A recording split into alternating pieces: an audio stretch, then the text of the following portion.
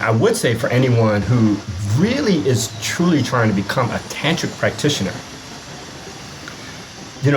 your prostate is the gate.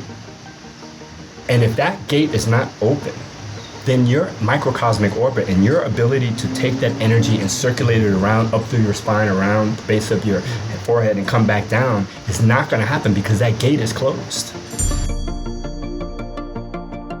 Hello, friend, and welcome to the Sex Upgraded podcast, a podcast for men all about sex, where we'll combine real, authentic, and down-to-earth conversations about sex, life, and relationships with some pretty wild personal stories and practical how-to episodes as well, with guest experts from around the world to help you have the most amazing sex life you can possibly have.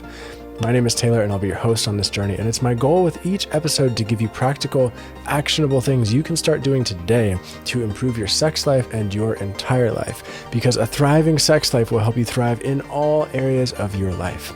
So let's begin today's episode by starting with a deep breath in through the nose into the belly together. Exhaling with an audible sigh. And let's get into today's episode.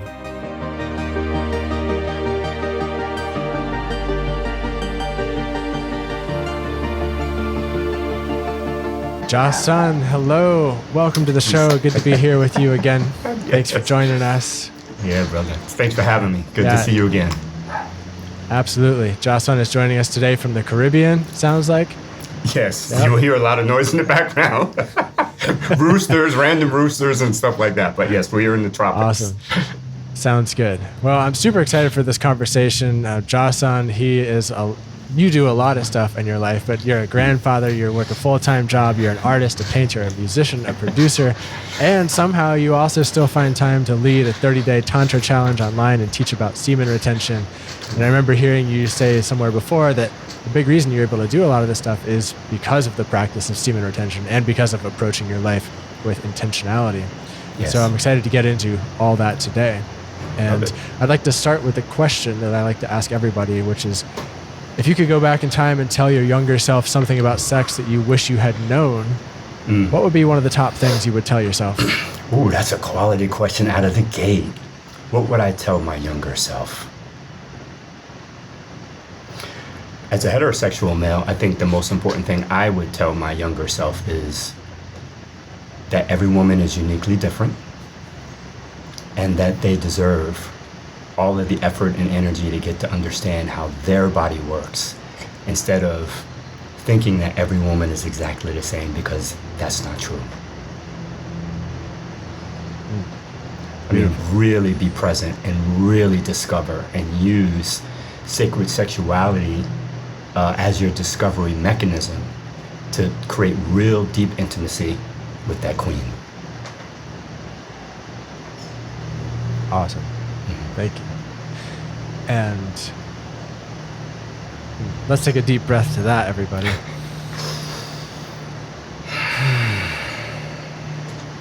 Yes. So, on a related note, this practice of semen retention, is it something that you've always done? Is it something that you stumbled upon someday? Like, what led you to this practice, and how did you get here? Kind of both. It was on happenstance. Yeah. So for whatever the reason, I've never been, supremely promiscuous. In fact, I would be considered a late bloomer. I'm from Jersey. Everybody was having sex by 12. I didn't lose my virginity until I was 19. Left New Jersey, joined the military, and then that's when I became sexually active. And ever since then, I just really felt like it was a sacred thing. I didn't understand why I was feeling that way. I was just honoring that I was feeling that way. So I got married super young. Don't recommend that. But I was married with 2 children by 21. Married for a little bit more than a decade. So I just had one partner, So I didn't really start getting out into that dating scene until I filed for divorce around 33, 34. And by that point, man, I was just, I saw what was being offered out here. I actually didn't want any part of it. So in between each relationship, because I'm a serial monogamous, and I know people have different flavors and there's no judgment here.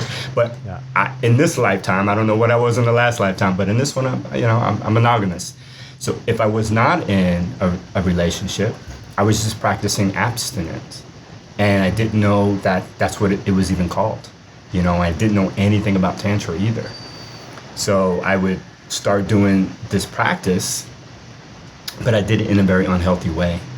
And what I mean is I didn't understand all the other ancillary practices that support, that underpin a semen retention practice. So I was just abstaining. I was just holding. I wasn't masturbating. I wasn't ejaculating.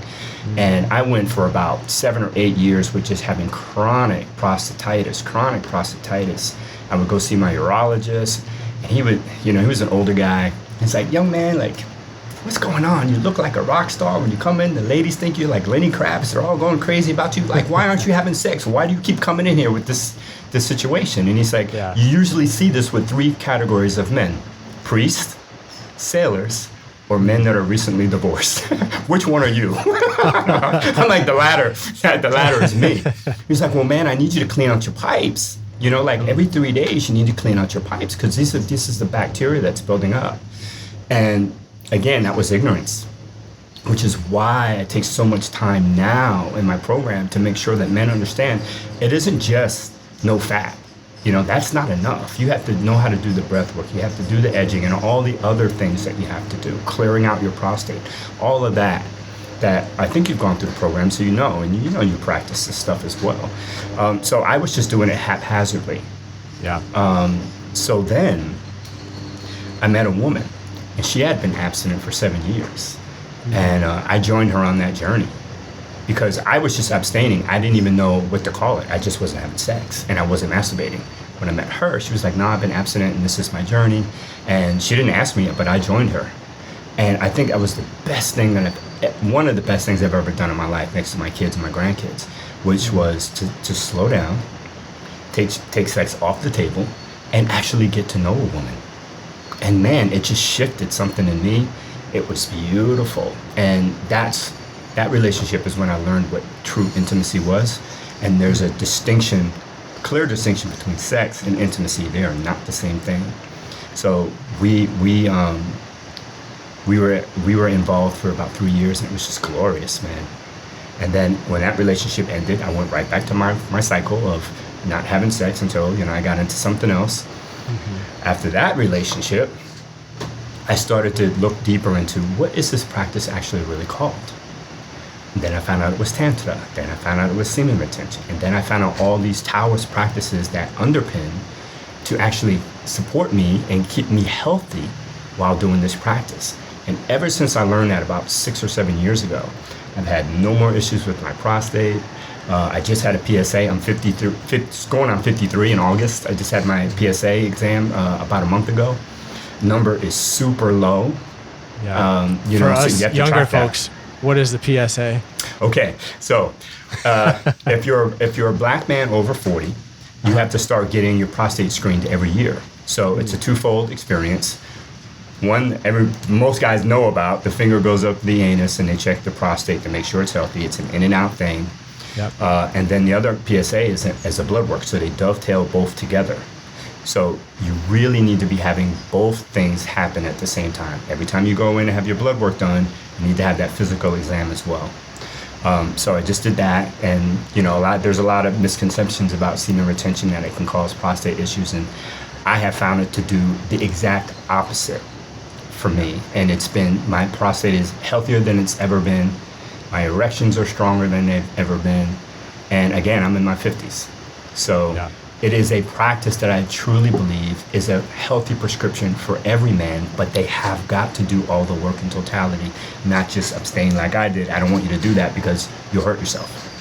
Yeah, so it seems like there's a really important distinction here between the retaining the semen in just a shutting off this part of the life versus doing it in an integrative way where you're doing other practices to keep the energy and the bodily fluids and the functions moving and cycling throughout the system so that you don't experience stagnation. That is correct. And that was where my lack of awareness was at the time.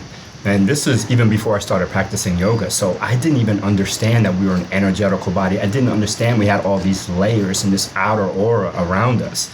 And essentially all I was doing is, if you go to any brook or lake that doesn't have any water flowing and it's just stagnant, what do you see on it? film, bacteria, mosquitoes, and gnats. And that's literally what I was doing to the inside of myself because I was unaware.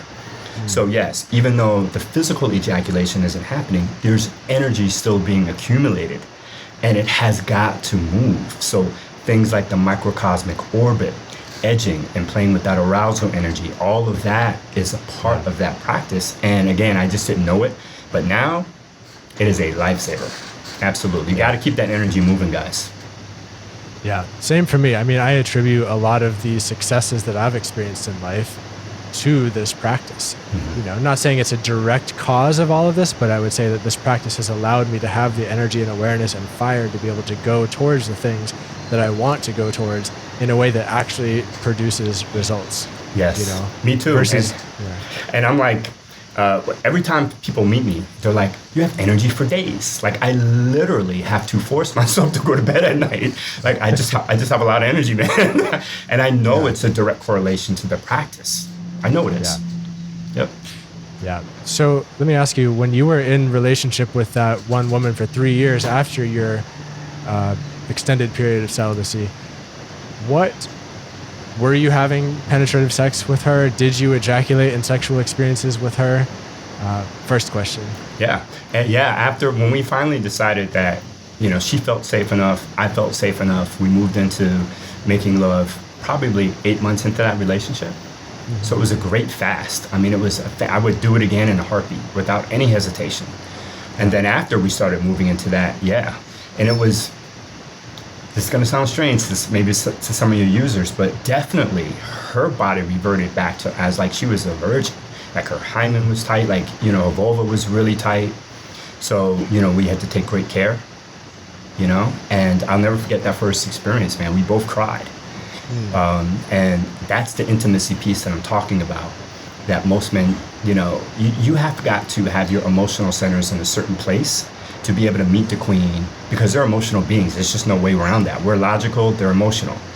And through the practice, it taught me how to tap into my emotional body. So her emotions didn't make me afraid. In fact, I was able to mirror her emotions and join her in that. In our first experience, it was like we were in a shower. We cried so much, and it just like kind of washed over us. And every time after that, she was pretty conservative, which is fine by me. So every time after that was just really beautiful. It wasn't anything wild or kinky or crazy. You know, that just wasn't her thing. But it was deep and it was powerful, and we felt super connected. And it was, man, like I said, it's the best experience of my life. Best relationship I've been in to date. Yeah. Yep. Beautiful. Yeah.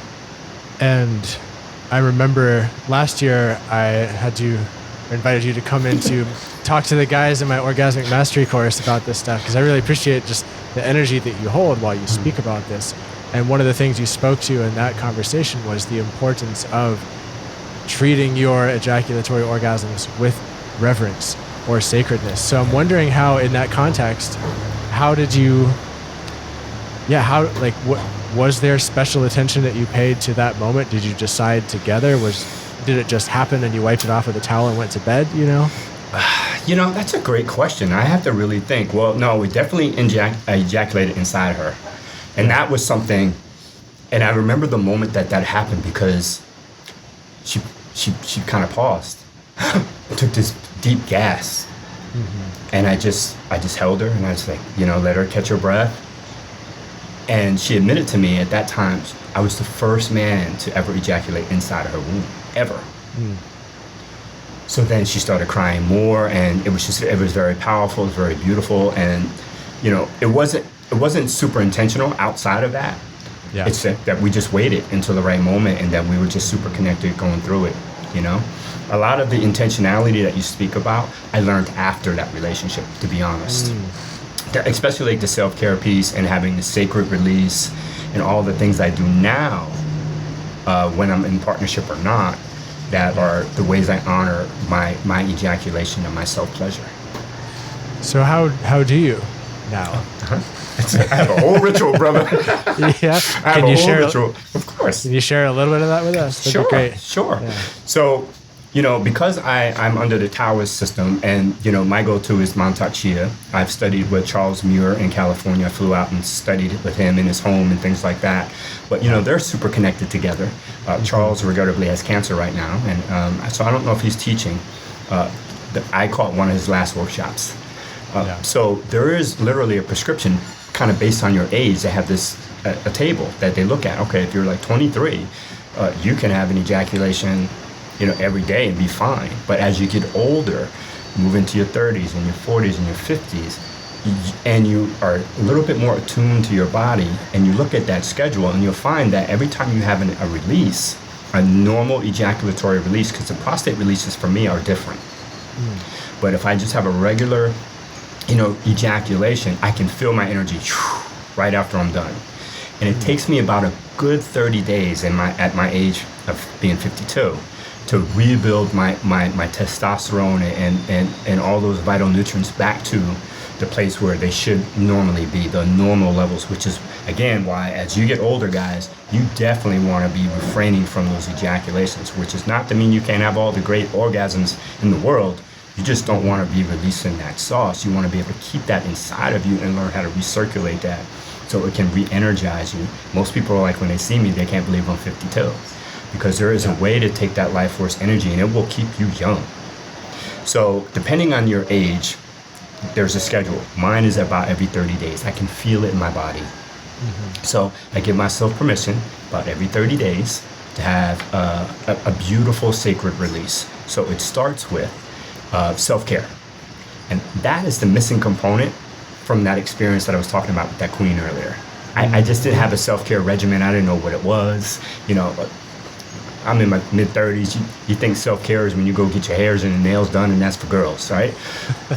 But now, as a mature man, I understand that self-care is how I look at myself, how I view myself, how I care for myself, how I treat myself when nobody's watching. So when it's that time and I can feel it in the body, I don't have a tracker or anything like that. I can feel it. That's how tapped in I am. It starts with a sacred bath, so I'll light candles, and I have a sacred bath, and I'll just cleanse my body, and I'll take as long as I need to take in there, and then I'll light candles in the space. And in my home in South Carolina have a wall-to-wall mirror, so I'll light candles in there so that light is reflecting. I'll lay out a blanket. I have a yoga seat that I sit on, and I have a playlist, a sacred playlist that only comes on when it's time to release.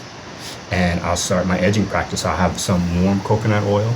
I'll have my prostate stimulator there, and my devices that I'm using, and depends on how I feel. So sometimes I'll have a regular ejaculatory release. Sometimes I'll stimulate my prostate and have that instead.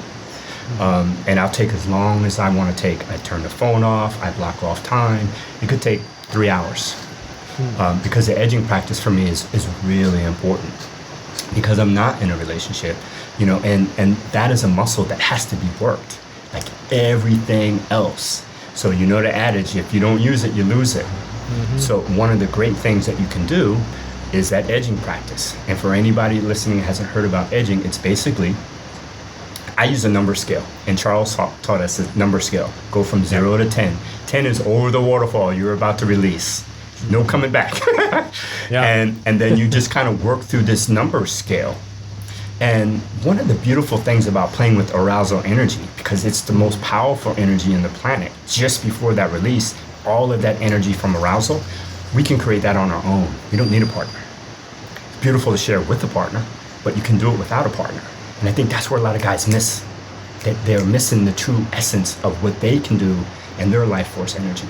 So it works on this scale. You start to stroke, and you're like, okay, I'm at a 1. What's that energy feel like? Then you're up to a 4, you work up to an 8, and then there's a way to take a deep breath and relax the whole body, because as you get ready to have that ejaculation, everything in your body constricts. It tightens up. So that's when guys lock up and it's too late, it's gone.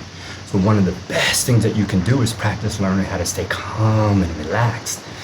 Throw in your Kegel, let that energy dissipate.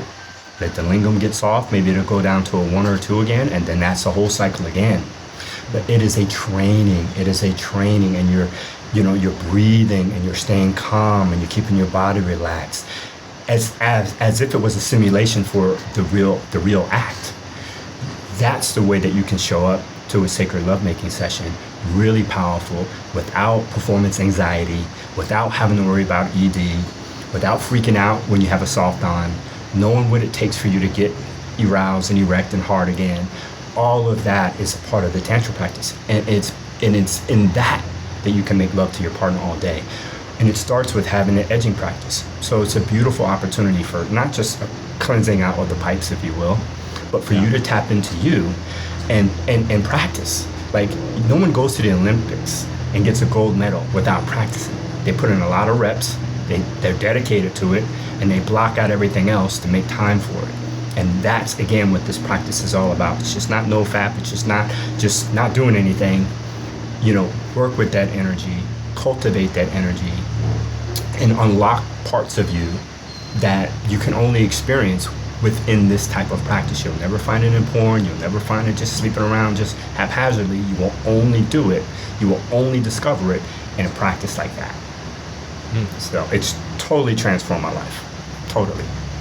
Yeah. And I really like how you said the words, self-care is how you treat yourself when no one else is looking. That's huge. Yeah. Sadly, we're in an era. I don't live like that. I'm old school, man. I was here way before social media. And I'm still a little bit shocked about the dynamic in social media where people are, they have their 1 minute clip or their 15-second clip, but that's not who they really are, And I'm in integrity. I live one way. So whether you meet me in the street in Puerto Rico or you meet me online, I'm going to be the same exact person. So a lot of people are just dimensionalized. There's no judgment around it. But I think it's very important, especially for leaders and I just say leaders. I was going to say like influencers, but I don't really believe in that. I just think people that are leading from the front, meaning I go first. That's what leadership means to me. If you call yourself a leader, that means you go first. And just really embodying and living what we're talking. I'm just from a place where you just walked your talk. It was very simple. Yeah. And I think a lot of people miss that today. So I think it's very important that you practice self-care. What I will say to my sacred masculine men here, that it is not girly. It is the best form of respect that you can show yourself. It is self-love at the highest level. And if you can walk into a relationship having your self-care practice and not deviate from that just because there's a woman in your life or you have a partner in your life, man, that just amplifies that connection that you're going to have, because as a man, you're leading in self-care. So even if the queen or your partner doesn't practice it when they meet you, you have an opportunity to just model it. You don't have to preach it. You don't have to teach it. You don't have to do it. Just be it and just let them see you. And it will definitely shift the dynamics because men are wired to interpret love by the way we feel respected. Women interpret love differently than men. So when you go into a connection and you already have your own self-care practice and you're rich and you're disciplined about it, that queen or that partner's gonna be like, yo, let me get on this. That this guy is leading the way. My health, my diet, my exercise, my self-care is all on point. And I think that's the next level for most men to get to as a true sacred masculine. You have children in the household, they should be seeing you doing your magnesium baths. They should see you journaling. They need to see you doing your, I do the 5 Tibetan rites and yoga, and they should just see you doing that. Because kids are sponges, they pick up everything, Yeah. You don't have to talk so much, you can just show them. Yeah, totally. I'm thinking some of my best friends have had kids in the last couple of years, and it's ringing more true to me now than it ever has before, seeing this happen in real time, even with me not being their parent, but still being closely in their lives. Yep. Like I'm watching them watch me. Yep. And it's remarkable. Yep. Well, that's how we all learn. Every child, me and you included, we learn physiognomy, which is the study of the face. We couldn't speak. The only thing we can interpret is our early childhood caregiver's face. And based on their facial reactions, we figured out life. And we have never stopped doing that. We are always going to be watching what people do and learning that way. Absolutely. Yeah. You spoke to this piece about living what you speak, basically, practicing what you preach. I noticed personally, I teach a lot of this sexuality stuff as well. And one thing I've noticed is that, well, in my previous career before I did this and spent as much time trying to navigate the online world and build online courses and all this stuff, it came easier for me to live this lifestyle. And now that I have, I'm putting more energy into the computer, and it takes extra effort for me to actually practice the things that I'm speaking about. And I still do them, but I notice there's an extra effort that it takes. And I'm wondering, I know you recently went on a sabbatical, and I'm curious if that would, if there's anything you could speak to about that. Was that in part because you needed to recharge, or what was going on there? Yeah, the last Tantra challenge was intense. The one we did in January, it was just, people showed up. They were doing the work, and it's just a beautiful dynamic that happens when you remove, because there's only 2 tenets in my challenge, that, no peak orgasms of any kind, no ejaculations, and no, consuming of pornography for 30 days. Mm-hmm. And man, the veils come off, and people start to remember childhood trauma, sexual traumas that they've had. It's a really big deal. So when I'm doing that challenge, I'm literally on calls every night with folks that are losing their shit, trying to navigate that dark tunnel. So in that regard, I needed a recharge. Yeah. And one of the things that I am becoming more keenly aware of is the more that we lead by example. Even with the high level practice that I have, I still get tired. I still need a break. And I still need to restore myself. The beautiful thing is, I've built enough of this practice up till I know how to go and get what I need. And a lot of the times it just means I need to log off for a little while, I need to sleep in a little bit more, I need to get some more sun and do some stuff like that. All again, self-care. Because you can't pour from an empty vessel. Right? So one of the ways that we show up powerfully is to know that when we are really not fully charged up and we're not fully in our power, to go take a break. And I think as I'm getting older, I'm going to be doing more of that, because I want the potency of the work to still remain, and I have to look out for myself to make sure that happens. Yeah, sabbaticals are critical for men, and it's an ancient thing. It's not really new. Mm-hmm. When you're going through your rites of passage, as an example, I don't know if you've ever seen that movie 300, but in the beginning of that, it's a great movie. But in the beginning of the movie, they're showing at Leonidas when he got to a certain age, I don't know if it was 12 or 13, they literally threw him out in the wilderness with the spear and was like, if you make it back, you're a man. Mm. But that's an ancient practice where men have had to leave the village, go out on their own. And that's another distinction between men and women. Women need community. Men are required to go out and come back a man. And there's still some cultures in Africa where they have a village, and that's the common area, but the men sleep out in the outskirts. They're in the trees, and they're kind of out there, and the ladies and the children and the animals are, inside the nucleus, and they still sleep outside of that. Come in and eat and do all that kind of stuff, but at night they're retreating because men need that solitude. And women need the opposite, they need community. So because I understand that nature of myself, I love going in and out of my sabbaticals. They're important for me. Mm-hmm. Yeah. I was thinking I was going to ask another question, but this piece around community is really interesting to me too. Because yes, I do notice that I get recharged by taking space.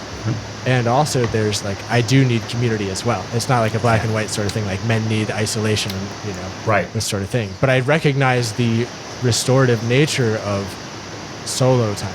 Yes. Yeah. Well. And that's that balance, and it's going to look different for every person. But yeah, that whole lone wolf syndrome, isolation syndrome, that's not healthy. That is not healthy. And obviously, because human beings, even adults, you and I, we require 4 hugs a day. Children need 12 to 15 hugs a day, literally. just to feel loved and nurtured. So, we're doing a lot of online stuff these days, but that doesn't ever really replace men getting together, hitting each other, chest bumping and hugging and crying or doing all, wrestling around. Like, we still need that too. And for every man, it's going to look and feel a little bit different. But yeah, we need to thread the needle and also use the needle. So time for sabbaticals, times that we need strong community at whatever form. If it has to be digital form, that's better than nothing. But I think, with the last 2 years with the pandemic, especially and things like that, I think people are starting to realize the importance of human connection more. Yeah. And making ourselves available for some of that. So, I've gone out and taught at Sacred Sons a couple of times, and that kind of thing. And that's great. We need that too. And we also need to take that quiet time. Yeah, absolutely. All that's beneficial to me. And I have a personal men's group that I'm a part of in Asheville where I live. Oh. And absolutely, being able to be there in a circle with other brothers and hug each other and hold each other if one of us is having a hard time and cry, like that physicality. Yeah, there's nothing quite that matches that. Yep. And we need all it. Yeah. And we need it, and again, I'm a heterosexual, but we have all the different types of individuals come through my challenge where it's all inclusive. But just that dynamic between masculine and feminine, we need to be able to, especially men, we need to have a place where we can carry our burdens and be like, I feel like I'm failing my wife, I feel like I'm failing my kids, but there's certain things you just can't say with your woman as much as you might want to. Yeah. There are just certain things, I'm just telling you from experience, that you cannot say. And as much as women will tell you, I want a vulnerable man, I want him tapped in, I want him to speak from his emotional space, they get tired of it very quick. So it's kind of a catch-22. I think what most women would prefer is a man to stay in his masculine frame, and that doesn't include any of that. And every now and then they could share, maybe if they had like a loss in their family, and maybe that they could break down and cry. But if a guy is just crying about life, oh, poor me, and all this kind of stuff, women get turned off from that. I mean, that's a number one desire killer. So if a guy is doing that, it's clear opportunity for him to go find a men's group so that he can be held accountable, so that he can talk about that stuff, get his head together, get his heart straightened out, and then go home back in his masculine frame the way he needs to. So that's the other reason why men need to be tapping into like a physical men's group somewhere, somehow. Absolutely. For sure. And there's a certain kind of support you can get from other men that you're just not going to get from women. Like Never. When you're standing in a circle of people whose bodies are all the same, who talk the same, it's just different. There's just an energetic difference to it, Absolutely. I recorded a mostly solo podcast a bunch of weeks ago about how to start a men's group. So if anyone wants to check that out, I wrote up some of the best stuff that I've learned. It's on my website. I'll link to it in the show notes too. But it's super useful. It's changed my life. It sounds like it's super valuable for your life too. And I think it's important. Yes. So I'm actually struggling here because that's one of the things that we haven't set up yet. But it's starting to come. Some guys have found me on Instagram and they've invited me out to but it was an event that was like 4 hours away on the completely opposite side of the island, so I couldn't make it at the time. But there's the men here are starting to gather, and I'm loving it, man. I can't wait to get into it, for sure. Nice. Mm-hmm. One thing you spoke to also that I want to touch on, I remember you spoke to it back when you came and talked to the guys in my course, was this importance of sleep too. Because I remember earlier in our conversation today, you said, oh yeah, I've just got so much energy, just, at the end of the day, I'm like ready to keep going. How do how do you sleep?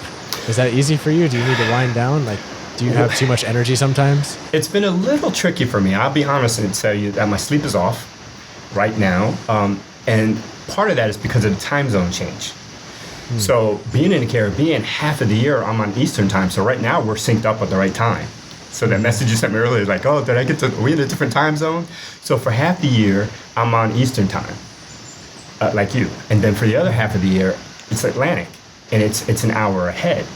When I first got here in August, the time was off. And it just recently went back, like about 2 months ago. So my body's still kind of adjusting. Obviously the roosters start crowing here around 3 a.m. So one of my intentions for this challenge that's coming up in a few days is to reset my circadian rhythm, to get back up at 5 a.m. like I was, and get myself into bed earlier. And it sounds weird to be 52 years old and having to turn the lights out on myself and like, shut it down. Yeah. But it is so important for men to rebuild their growth hormone. That's the time when that happens the best for you, sleep. So your body's doing this detox, circadian rhythm. There's a time of the hour where your liver's clearing up, your kidneys are clearing up, your pancreas. So they all deserve their time to do their inner work. So I look at sleep like this. Sleep is really not sleep. It's you taking this vehicle into the repair shop to undo all the damage that you've done to it throughout the day, knowingly and unknowingly. Sitting down in this chair, like, 45-degree angle. Our bodies were not designed to sit like this, right? Looking at these screens and all the blue light. So and breathing the air, that quality that we have now, just all the things that are just fighting against our biochemistry, all of the things that help us produce our serotonin and all the selenium and the magnesium, it's not being replenished if we don't sleep. So our growth hormone, our testosterone, sleep helps reduce cortisol. Cortisol is the biggest reason why men are struggling with their hormones today. One of the reasons why they have issues with ED, premature ejaculation. A lot of it is linked to cortisol, too much stress in the body. The best way to reverse that is to get you sleep. It's so important for us men, and clearly women need about 8 to 10 hours of sleep, men 6 to 8. But if you're getting less than that for a long period of time, you're just doing your body damage. You're just doing a lot of damage to your brain, your cognition, just everything is out of whack. Your hormones will be out of whack, your sexual function will be out of whack. Sleep is key. Yeah. That's been something that's been a humbling realization again and again for me. Yeah. Again and again, because there's so much I want to do.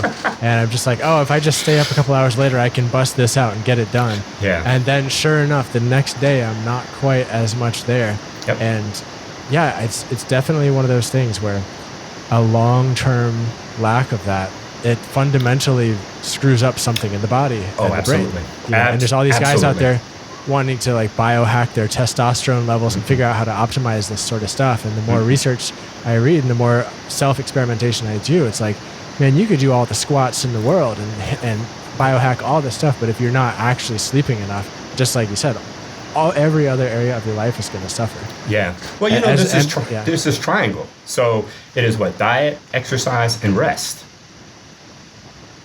What men don't realize is rest is more powerful than diet or exercise combined. When I was 19, bro, I used to be able to drive from South Carolina to New Jersey and turn right around and come back and then go watch a movie. Like, I used to be able to do all of that. Now, at this age, I can't. If I miss 1 or 2 nights of good rest, I'm off. I'm off for like days. I can feel the difference. So I know there's a time, as an artist, and you're like, I pulled an all-nighter, and that stuff it catches up to you. It's just something that I wish I had a male mentor to teach me when I was in my 20s and 30s. Like, hey, man, don't ever scrimp your sleep. Don't ever do that. Every now and then, it may be okay, but don't make that a habit, because it will catch up to you, and your whole body will be off. It's just not worth it. Yeah. Get up earlier.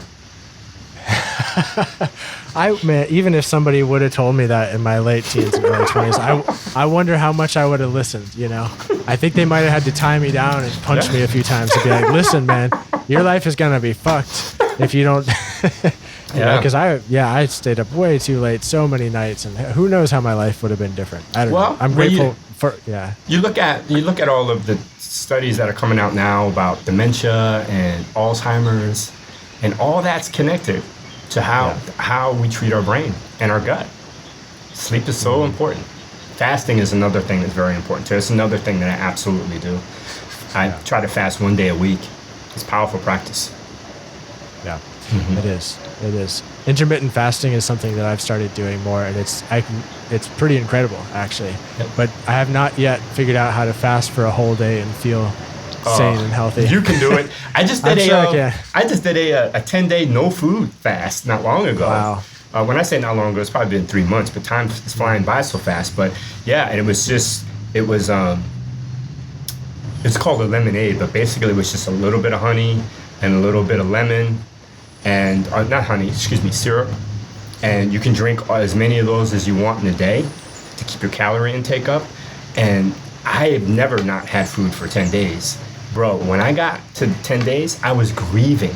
I did not want to eat food. I felt amazing. And right after that, I had my physical here on the island with the VA, and all of my numbers, the doctor looked at me, he's like, you look like a 20-year-old. Like, everything was perfect. Yeah. And I never thought I'd be able to go 10 days without food. I really wanted to keep going. It was that powerful. So you'd be surprised what you can do. All right, you make me want to try it. Yeah. Make me want to try it.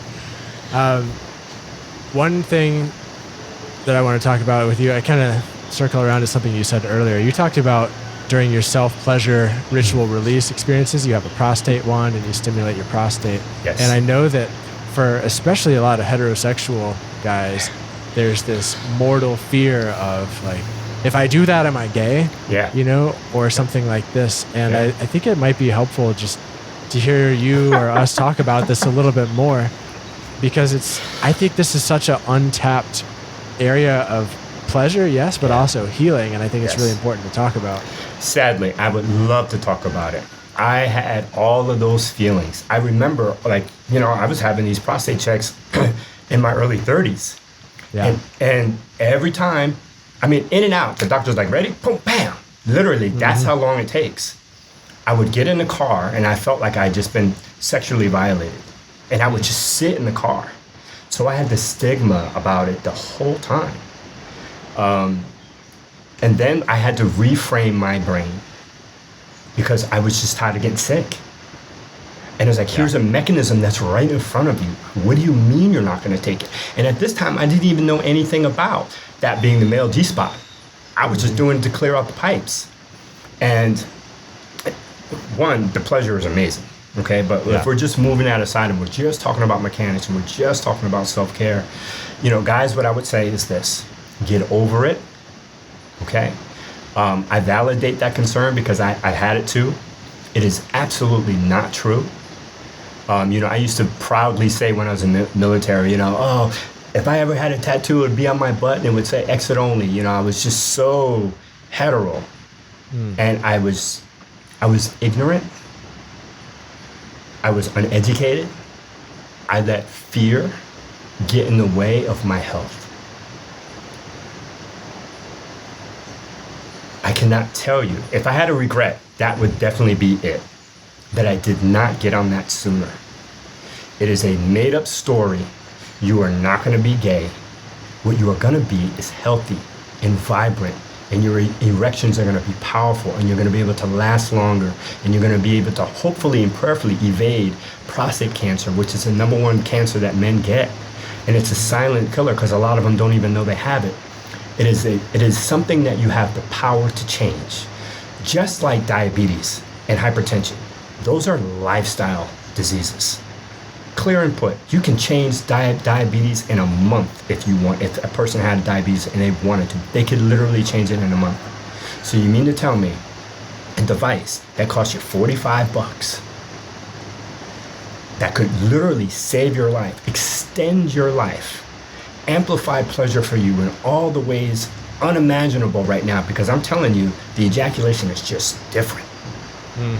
And the energy that you get to keep, all the vital nutrients that you will not be losing. It's like right next to sleep. That's how important it is in my life. I just told you how important sleep is. Yep. A prostate ejaculation is the next most important thing. It's on my mind all the time. It is, guys, that's just a story. I hear it, I feel you, but I need you to think more highly of yourself and to incorporate something that has been scientifically proven to serve men at the highest level so they can be performing and sexually in their 80s and 90s if they need to.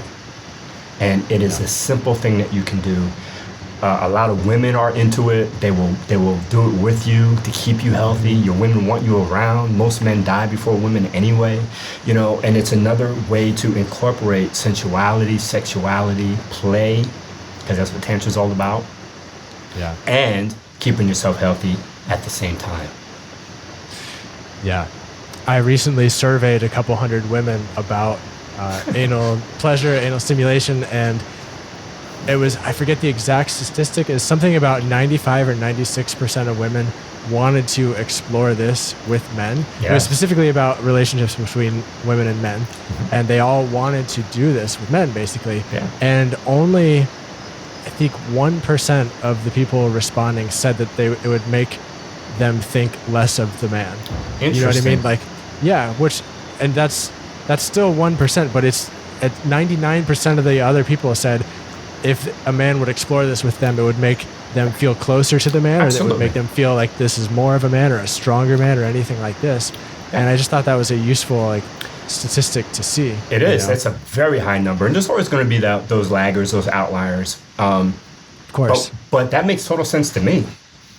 Primarily because the feminine, they're natural nurturers. So if they understand that this will help my man and I get to sew into my man a bit here, they're all over it. Oh, absolutely. You know, Totally. and you know, there is a part of vulnerability that comes with that. And I think it's important that men practice transparency, vulnerability. Like, that is one of the ways that you can do that. You know, would I recommend to a guy to just do that with anyone that you're not serious with? Maybe not. Mm-hmm. But if you're in a long-term committed relationship and you're really trying to move that cart forward with that woman, oh, absolutely, man. They're all about it. You know, I worked in the medical profession for 7 years, and I saw it time in and time out. Women were dragging the men to the doctors because, you know, guys were having all types of issues. They would not go get any medical help. So it's just not, it's not in our wiring to say that we need help, to look for help. You know, we rather, hide it and stuff it down. But the problem is, when we do that, it usually is to our detriment. You know, the heart has gotten too bad. All the arteries are clogged, and this and that and the other thing. So women are always naturally trying to get the man just to make sure that physically, medically, he's okay. And so I'm not surprised that some of the wiring in those answers are probably some of that too. Hey, I get to keep them around longer. I get to keep them healthy, and I can do that. Maybe there's a little bit of nightingale energy there. But that's what women are. They're beautiful nurturers. And if there's a guy listening to this, and his woman has indicated, hinted, or overtly said, baby, we should be doing this, I need you guys to reconsider that. Man, that's a gift. That is a gift. And for anyone that's dealing with that 1% woman, you might want to reconsider what you got going on there. Yeah, you might need to find a new relationship. Exactly. For sure. That's a red flag. Yeah. That's a huge red flag. Mm-hmm. And, I'm putting together a guide also for this because it's been so helpful in my life. Eventually I'll share a link to that. It's not ready yet. But one thing I want to say, though, is I remember the first time I was with a woman and she penetrated me that way during a sexual experience. It was really shocking for my system. Me too. Because I wasn't in control, and I was like, holy shit, is this what I've been doing to women my whole life? And it was really an emotional experience for me, honestly. Yeah. And I felt all kinds of stuff. And so I just want to acknowledge that that's totally possible and that might happen. And happened to me. Yeah. And do it anyway. And do it anyway, because on the other side of that, having, like you said, having a prostatic ejaculatory orgasm, it's mind-blowing. It's mind-blowing. Like the pleasure is through the roof, off the charts, and you don't even have to spend all the effort to try to learn how to get to the tantric orgasm of separating orgasm from ejaculation. Like the pleasure you can feel with the prostate or ejaculatory orgasm is it's amazing. Fundamentally, it's amazing. And for any guy who hasn't had it yet, it will look different. It will feel different. It will the consistency is different because it's not the full cocktail. It's only one piece of cocktail, right? Because your ejaculant is coming from your testes and it's coming from the prostate, and they come together and then they shoot out, right? Yeah. So you're having the release, and it kind of comes out like almost clear, a little milky. it will not feel like you've shot across the room with one, but you will feel energetically, oh, it is the best feeling. And I would say for anyone who really is truly trying to become a tantric practitioner, you know, your prostate is the gate. And if that gate is not open, then your microcosmic orbit and your ability to take that energy and circulate it around up through your spine, around the base of your forehead and come back down is not going to happen because that gate is closed. So, you know, fundamentally, as we talked about medically, it is a healthy prescription for any man. But if you are truly trying to take Tantra on a spiritual level, that gate will remain closed the longer you take to open it up. So you're just not going to be able to self-actualize as much as you would like. Yeah. You know, hearing you speak right now, I'm realizing there's apparently some more things I need to learn about this prostate stimulation, because what I was talking about was having an actual ejaculatory orgasm with the sperm and the semen and all this stuff. And it sounds like you're saying there's actually this other thing that can happen too. Oh, absolutely. Absolutely. Yeah, because my ejaculations are not the same. When I'm just self-pleasuring and I'm not stimulating my prostate at all, the ejaculation is totally different. And again, I can feel the energy leave me right away. Guys, you know what it is like. You know, women laugh and they go, oh, the guy falls asleep. Oh, but they don't understand. We just shot out a kingdom, out of our lingam, out of our penis. Because all the organs of our body say, oh, wait, we're making a baby. They literally divert energy, the heart, the spleen, every organ, says take some of our energy, shoots it down there, and that's when we have that big powerful release. The only thing we can do more often than not is go to sleep, because the body biologically thinks that we just made a baby, we just made a life, we didn't just have sex for fun. Our body is wired to tie in sex and ejaculation with birth. Yeah, and it's never going to change. You know, I'm glad that we've decided to have sex for pleasure, but biologically that's why that works that way, and that's why we get so tired. So the other upswing to the prostate ejaculation is, one, it's higher levels of pleasure. Two, it's so good for you medically. And three, you don't lose all that energy. I literally get right back up there like nothing happened. I mean, after I collect myself and do all of that.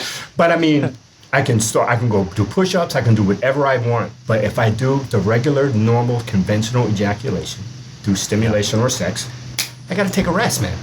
It's just amazing. So, but that's the thing that I hope most men can glean from this conversation, is that it's really about learning your body more, learning about yourself more. And the more you pay attention to your body and how it works, and listening to it, you can feel it, you can feel the difference. It's only going to make you a powerful, more tapped in, tuned in lover.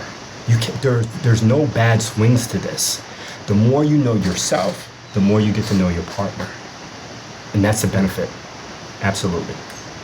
Boom. Beautiful.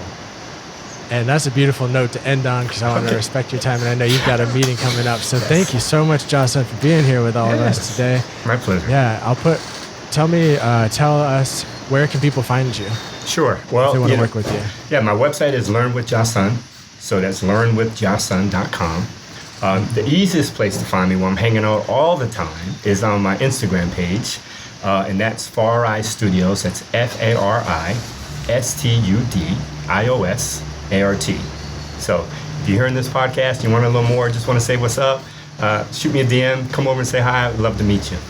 Taylor, awesome. Thanks for having me, brother. Yeah, thank you so much. And I'll put links to all that in the show notes. Thank you all for listening. I hope you all have a beautiful, beautiful rest of your day, and I'll see you in the next episode. Peace. Cheers.